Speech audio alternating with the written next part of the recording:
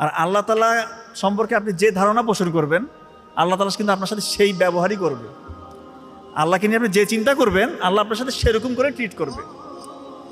কাজেই যে কোনো বিপদ আপদ যদি ঘটে যায় বা ঘটছে বা সামনে ঘটতে পারে, কখনো হায় হুতাশ করবেন না। কারণ আল্লাহ তাআলা কিন্তু মানুষকে ক্ষুধা, তার জীবন, ফল ফসল এগুলো দিয়ে কিন্তু পরীক্ষা করবে, বিভিন্ন ক্ষয়ক্ষতি করে মানুষকে পরীক্ষা করে যে তার ইমানটা কতটা মজবুত। এই সময় যদি আপনি হায় হুতাশ করেন, আপনি ফেল। আর জীবনে ভাই এত হতাশার কিছু নাই। সত্যিকার অর্থে এটা শয়তান আমাদেরকে শেখায়।